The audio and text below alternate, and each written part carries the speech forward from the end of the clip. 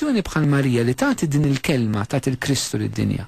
Bħalma Kristu waslilna wkoll lilu nnifsu waslilna l-missier fil-kelma li huwa qalilna.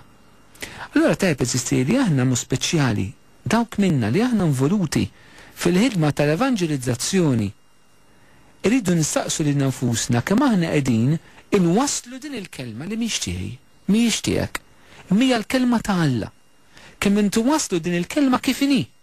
Kemm il-kelma aħna maħniex nadulterawha, maħniex naqelbuwiela, qed inkunu fidili leha, qed ikollna ċerta lealtà lejn il-kelma u ma nkunux adulteri lejn il-kelma. Inwasluha kif inhi il-kelma li tajinna b'mod safi Kristu u nwasluha kif inhi lid-dinja tal-lum.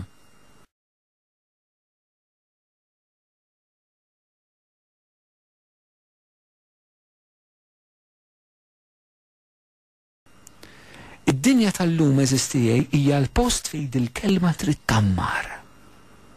Id-dinja trid timtela b'din il-kelma ta' Alla. Id-dinja trid issir din l-eku. Fid-dinja tkun hawn din il-ħoss, dan l-eku li jidwi il-kelma tal-mulej. Mu speċjali fil-qlub tan-nies. Ejju ma nibżawx eżistijaj aħna nemmnu fil-qawwa ta' din il-kelma. Inkunu mitħla tagħha aħna stess. Milux il-Knisja fuq il-livell universali għaddiet mis-sinodu tal-isfijiet li jitratta dwar il-kelma ta' Alla wara li l-Knisja għaddiet mis-sinodu tal-Ewkaristija. Propju sabiex tisturina l-importanza u l-qawwa ta' din il-kelma. Din il-kelma però waqt li qegħdin inxandruha u waqt li qed inxandru l-messaġġ tal-Evanġelu eżistijaj se niltaqgħu wkoll ma' dik li hija oppożizzjoni għal din il-kelma. Li ħansibuha fil-ħidma ta' dak illi Ġesu isejjaħlu għal darbtejn l-għadu tiegħi. U di importanti nirrealizzawa. Wara Ġesu jgħid minnu dan l-għadu. Dan l-għadu huwa x-xitan. Mela eżistijaj. Meta aħna qegħdin nevanġelizzaw, qegħdin nwaslu l-aħbar it-tajba, qegħdin nxandru l-kelma tal-Alla, qegħdin ngħixu l-Vanġelu, se nintaqgħu mal-għadu. U dan l-għadu eżistijaj qabel mu l-għadu tiegħek u l-għadu tiegħi huwa l-għadu ta' Kristu. Huwa l-għadu ta' Ġesu. Ġesu stess jidentifikaħ il-Satana bħala l-għadu tiegħi. U kemm għandna bżonn eżistijaj li aħna nkunu konxi fil-ħajja nisranija tagħna li aħna qegħdin niffaċċjaw għadu.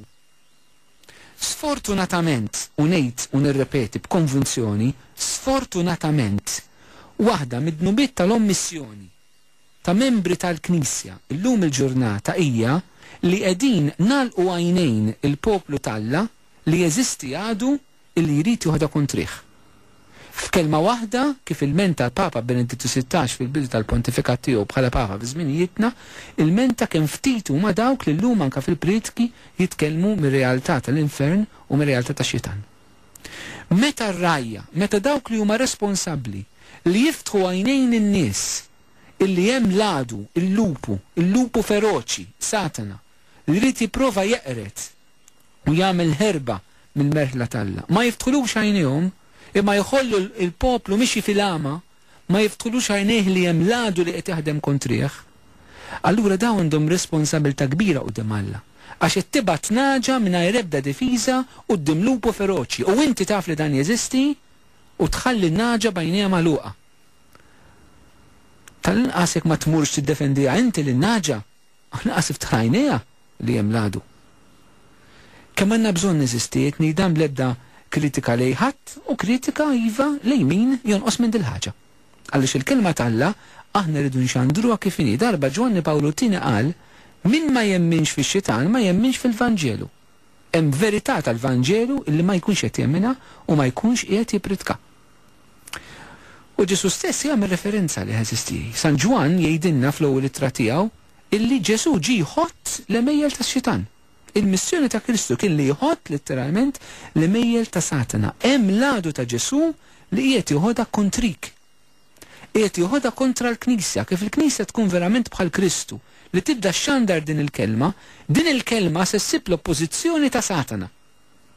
Waħed mill-inganni kbar tax-xitan eżistijaj illi sfortunatament irnexxielu jinganna diversi fil-Knisja bih huwa li ġenna nemnu illi hu ma jeżistix. Għax jekk ġenna nemnu li ma jeżistix, allura jista' jaħdem b'mod tranquill, b'mod liberu, mingħajr qatt ma nindunaw li hemm il-ħidma tiegħu. U sfortunatament, diversi fil-Knisja, jena smajt anka, sfortunatament, nejtu vera minn qalbi nejt li sfortuna, anka saċerdoti illi jgħidu u jalmu, għalix jekuntanti kollom ċerta pozizjoni, u jalmu illi x-xitan ma jeżistix.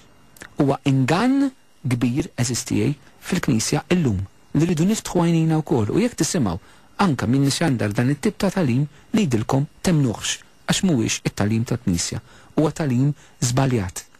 Huwa erezija. U għarezija fil-veru sens tal-kelma, ġifri ħaġa li ma taqbilx mal-verità, ħaġa li ma taqbilx mal-Knisja. Dan l-għadu eżistijaj, f'din il-parabola Ġesu qed jikxef il-mod kif l-għadu qiegħed jaħdem. U importanti li aħna eżistijaj nkunu bħal Kristu li nirrealizzaw u nalmu ukoll il-mod kif ix-xitan jaħdem, għaliex jekk ma nindunawx il-mod kif jaħdem, faċilment niżbaljaw. Daw in-nies kif ħanaraw n-nissidin tal-għalqa wara rridu jmorru letteralment jaqalaw kollox il-qamhu sikranna, ma Ġesu jgħidilhom le. Allura Ġesu li qed jgħidilna x'ġara eżatt, ismaw xara. Kien bil-lejl, Ġesu jagħti d-diskrizzjoni. Kienu iżda x'in in-nies kienu qegħdin ġeladu żara s-sikran qalb il-qamħ u telaq. Mela, meta ġi? Meta kienu reqdin. Ix-xitan jiġi jiżra s-sikrana eżistijaj u jitlaq mingħajr ħafna storbju ta' xejn. Ġi, zera u telaq. Tliet verbi illi la jindikaw l-ebda violenza, la jindikaw li għamel xi rebus, la jindikaw li dan għamel xi ħoss, laqqa xejn. B'mod fin ħafna. U b'mod siket ħafna. Tangannatur kbir li huwa, xitan ġi, zera u telaq. Tliet verbi li jiddeskrivu din il-ħidma sikta. Pero l-kuntest li fihom ġi għamel din il-ħaġa kien meta n-nies kienu reqdin. Eżistijaj. U hawnhekk Ġesu qed jiftina għajnejna. Meta aħna nkunu reqdin nistgħu napplikawha f'diversi sensi, f'diversi. B'mod letterali għal parabola, ġifieri letteralment tkunu reqdin fuq sodda, binas.